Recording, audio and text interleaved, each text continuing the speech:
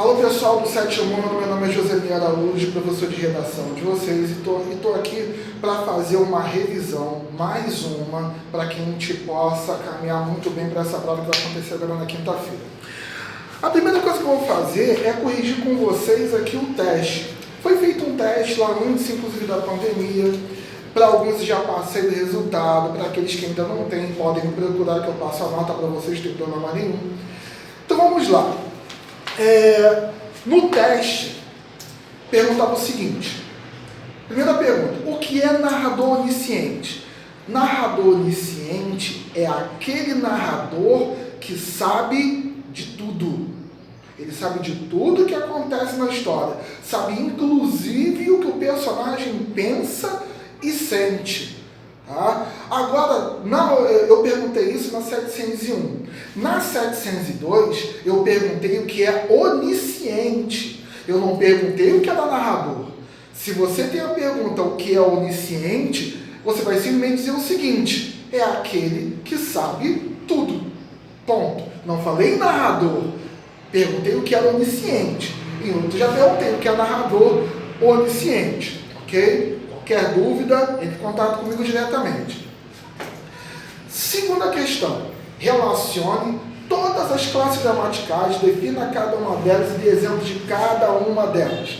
Já batemos nessa tecla várias vezes, já falei da importância das classes gramaticais, já pedi para vocês fazerem trabalho, já expliquei para vocês a relação da CIPA, conjunção, interjeição, preposição, advérbio, que são as classes gramaticais invariáveis, expliquei a importância de cada uma delas, tanto para a gramática, tanto para produção textual. Então, isso aí vocês têm que estar no sangue, tá? Então tem que saber o que é um substantivo, adjetivo, advérbio, pronome, artigo, numeral, verbo, sem se confundir com isso, ok?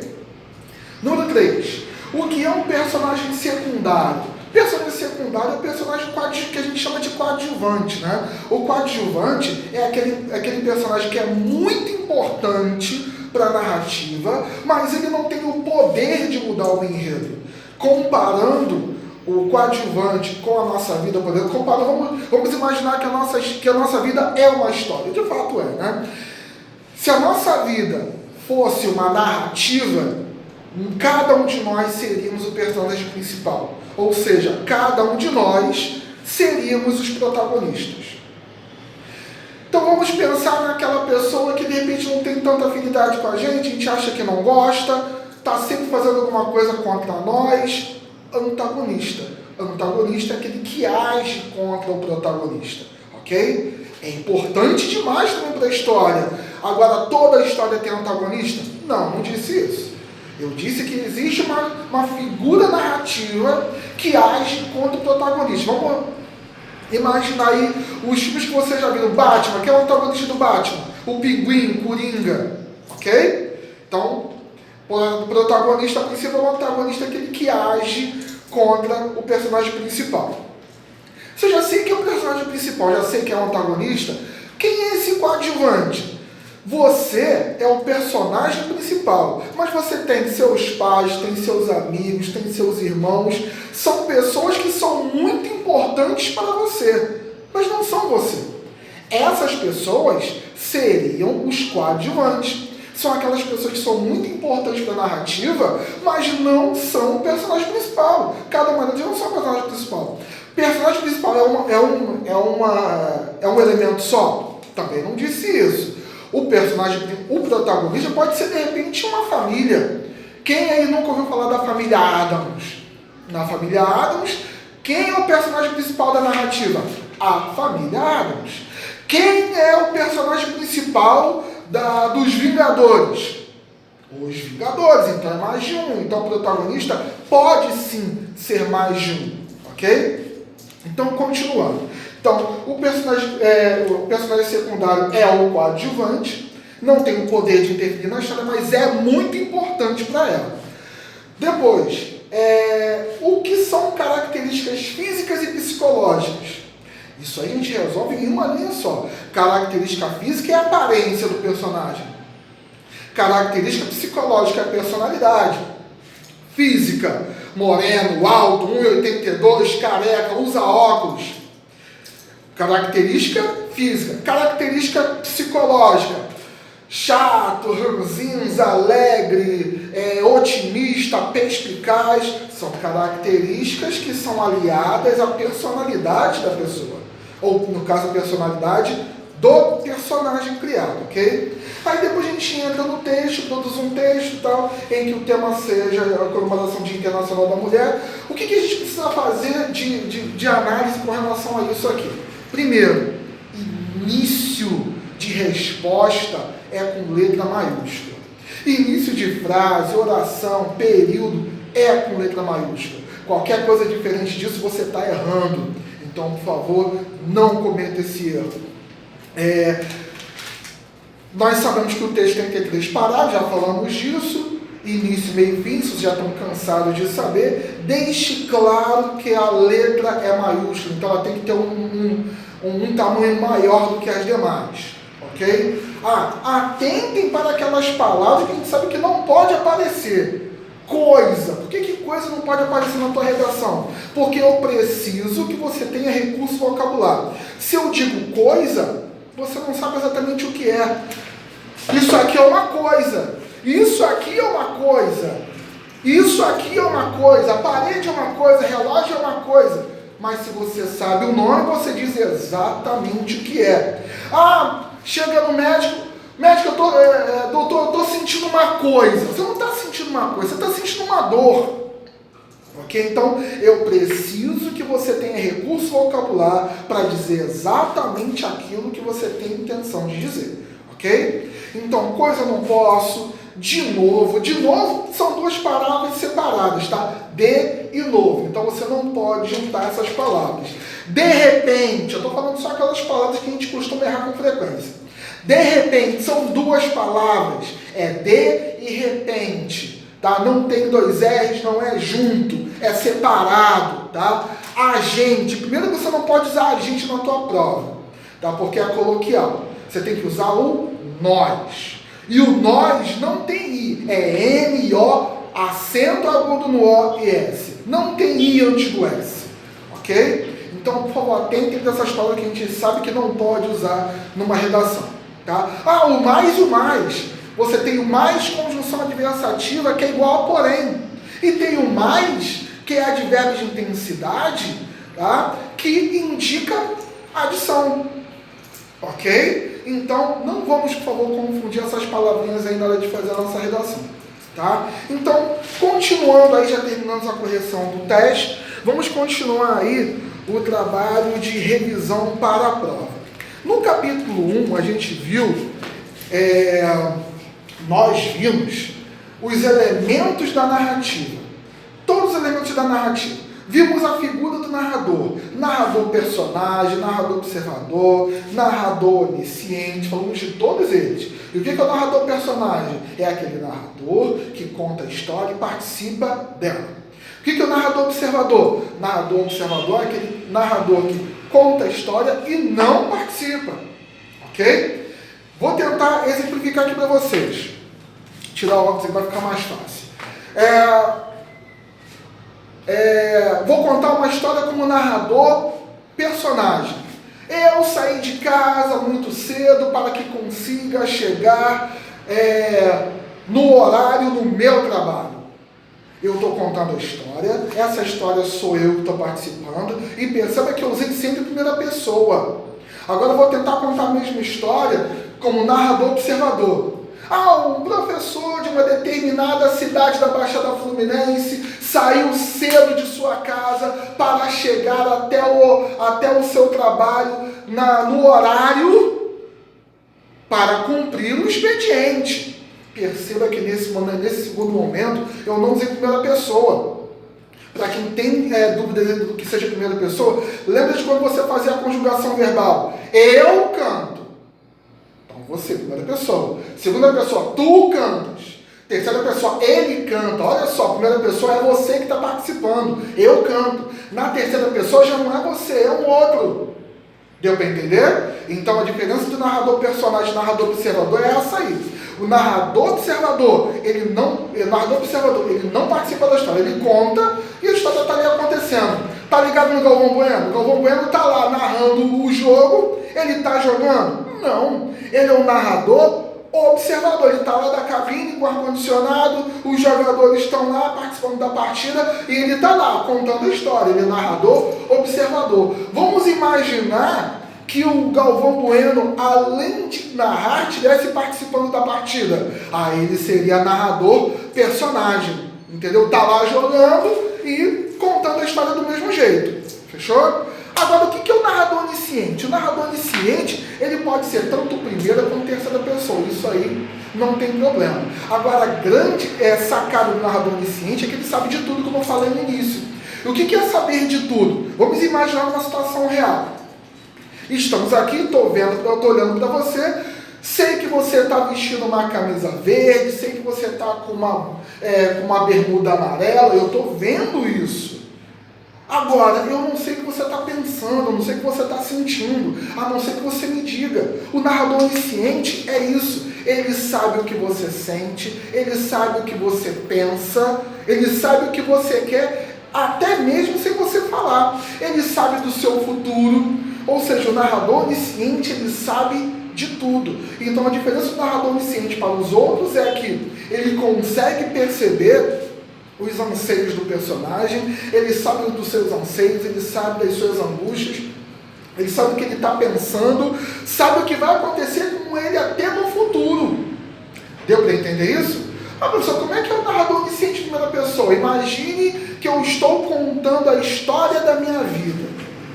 Eu estou contando a história da minha vida, então, eu sou o narrador, eu sou o personagem. Ok? Eu sou o narrador, eu sou o personagem. O meu personagem está lá em 2014. Eu não sei o que vai acontecer com o meu personagem em 2016. Claro que sei. Eu, como narrador, sei que vai acontecer com esse personagem em 2016. Mas eu, personagem em 2014, não sei o que vai acontecer em 2016. Deu para entender? Vou repetir. Narrador onisciente, primeira pessoa. Eu vou contar a história da minha vida. A história da minha vida, enquanto estou escrevendo agora, se passa em 2014. Estamos em 2020. Então, 2014, 2015, 16, 17, 18, 19, 20. Então, acontece tudo isso. Acontece muita coisa entre 2014 e 2020. Agora, eu, enquanto personagem de 2014, não sei o que vai acontecer comigo em 2015 e 2016. 2017, 18, 19, 20. Mas eu, como narrador, personagem onisciente, posso dizer o seguinte: o querido personagem de 2014 era um momento muito feliz da vida dele lá, mal sabe ele o que o aguarda 2 anos posteriores. Tá? Porque eu sei, porque eu sou o narrador onisciente. Ele lá, o personagem, que sou eu também, em 2014, não sabe. Okay? Então essa é a grande sacada do narrador onisciente, saber de tudo isso. Além dos narradores, temos outras figuras narrativas, outros elementos da narrativa. Então entenda o seguinte: não é certo dizer pessoa, é a pessoa que narra, é a pessoa... Não são pessoas, são elementos da narrativa. Então, elemento da narrativa que conta a história, elemento da narrativa que protagoniza, o protagonista, antagonista, coadjuvante. Tá? Falamos isso na correção do teste. Então, quais são os personagens? Que é outro elemento da narrativa. Temos o protagonista, que é o principal, antagonista, que age contra o protagonista. Temos o coadjuvante, que já falamos que é o personagem secundário, que é muito importante para a história, tá? Mas ele não tem o poder de mudar a narrativa. Ok? E temos o figurante. É certo dizer que o figurante não tem importância para a história? Vamos só provar isso aí. Vamos imaginar uma história que se passe no centro do Rio de Janeiro, segunda-feira, 10 horas da manhã, e você pise na Presidente Vargas e não tenha rigorosamente ninguém. Ainda que estejamos na época de pandemia, você fatalmente vai ver alguém. Né? Então, para eu dar veracidade a essa história, é interessante que passem pessoas. Então, existe importância sim. Então, o que acontece com o figurante? O figurante é um elemento de pouquíssima importância para a história, mas ele tem importância sim, ok? Então, os elementos da narrativa: narrador, personagem, fato. O que é o fato? É o que acontece. Eu já até fiz uma brincadeira com você em sala de aula do seguinte: o fato que aconteceu. Não. Se é fato, aconteceu. Então você não precisa dizer que é um fato que aconteceu. Tá? Então, baseado em fatos reais. Não. Se é fato, já é real. Então, baseado em fatos. Acabou. Então, fato é o que acontece. Tempo. Tempo é o momento que acontece a história. Preciso dizer que a sua história acontece no dia 22 de abril, às 10 horas da manhã. Não. Você pode pontuar no tempo assim, em uma determinada manhã. Pronto. Já atendeu a necessidade. O interessante é que você passe para o teu leitor o momento que acontece a história, onde acontece a história, que é o local, né? Fato, tempo, espaço. Espaço é o local onde acontece a história. Fato é o que acontece. Personagem é aquele que participa das ações narradas. E o narrador é aquele que conta toda a história. Então você perceba que tudo está interligado. Está tudo ligado uma coisa a outra. Entendeu? Tranquilo até aí? Tá. Passando aí para o capítulo 2. No capítulo 2 a gente fala de discurso, não é isso? Discurso direto, discurso indireto. E eu falei o seguinte. A gente vai falar sobre discurso direto e indireto. Tá? Somente isso. Tá? Então, olha só. Perceba aqui o seguinte, aqui ó, discurso direto. O professor avisou, não conversem aqui. Então, estou aqui as aspas, hein? Ó, quando você tem uma fala, você coloca aspas ou travessão. Um dos dois, nunca os dois. Nunca os dois, tá? Então, o professor avisou, não conversem aqui. Quem é que está falando aqui? Não, o professor? Se é o professor que está falando, ele está falando sem interferência de ninguém. Isso é o discurso direto. É a fala do personagem sem interferência de ninguém. O professor avisou, não conversem aqui. Agora, o que é o discurso indireto? É alguém, é um fofoqueiro falando o que um outro mencionou. O professor falou, alguém vai falar do que o professor falou. Claro que quando eu falo fofoqueiro, fofoca, é só para que você consiga linkar para o nosso mundo. Porque eu digo uma coisa para você, eu estou praticando o discurso direto. Quando você pega a minha fala e passa para um outro, é um discurso direto. Você vai dizer o que? O professor falou, o professor avisou. É o que acontece aqui, ó. O professor avisou que não conversassem lá. Então, olha só. O professor avisou, não conversem aqui. O professor avisou que não conversem lá. Perceba o seguinte, para você passar do discurso direto para o indireto, você tem que perceber algumas coisas. Primeiro, o elemento que pratica a ação tem que continuar, né? Se é o professor aqui, continua aqui. Outra coisa que tem que continuar é o verbo. Se eu aviso aqui, eu aviso aqui. Eu não vou mudar o verbo. Se aqui avisou, eu não vou falar que é aqui embaixo, eu não vou mudar para verbo dizer, reclamou, mencionou. Tem que usar o mesmo verbo, ok? Aqui já entra a diferença. Aqui os dois pontos, que é a característica do discurso direto e a fala do personagem. Daqui para frente, já é a característica do discurso indireto. Aqui, eu entro com o pronome relativo que está retomando ao professor. O professor avisou que não conversassem lá. Olha só, aqui também manteve o mesmo verbo, em conversa e conversassem. Esse que aqui vai substituir os dois pontos. Ele falou o quê? Ok? O professor avisou o quê? Não conversassem lá. Olha só como é que muda o tempo verbal. Não conversem aqui. Claro, ele está no presente, ele está falando. Está falando aqui, ó, aqui. Agora, você saiu daquilo que você vai falar de mim, ela não está no mesmo lugar que eu. Então, ela vai falar lá. Não conversem lá. É a mesma coisa que eu estou falando para vocês quando forem fazer a redação de vocês. Aí vocês coloquem lá. Um determinado dia, João das Couves saiu e ficou pensando, amanhã eu tenho uma festa. Legal. Agora, se é o se é o narrador contando essa história, o que ele deveria falar? João das Couves, num determinado dia, pensou que no dia seguinte teria uma coisa importante para fazer. No dia seguinte, no dia anterior, 3 dias depois. Nunca colocar assim, amanhã, a não ser que seja o próprio personagem falando. Deu para entender? Então, olha só a diferença. O professor avisou, não converse aqui. Discurso direto, passei por discurso direto. Mantive o personagem, que é o professor, mantive o verbo, que é avisar aqui nesse caso. Aqui em 2 pontos ele coloca o quê? Tá? Aí eu entro com a mesma ação. Ele falou para eu não conversar, então eu vou continuar a mesma coisa aqui. Não converse. Eu não posso falar não converse porque não é tempo presente. Então eu vou colocar para não conversassem. Aqui, não é aqui, porque foi lá. Lá. Ok? Deu para entender? Então, pessoal, esse aí é o recado para que vocês tenham aí êxito na prova na quinta-feira. Então, força. Qualquer dúvida que vocês tenham aí sobre a matéria, entre em contato comigo amanhã, no horário de aula, para que a gente zere todos esses problemas aí, ok? Até a próxima, pessoal, e fique em casa, hein?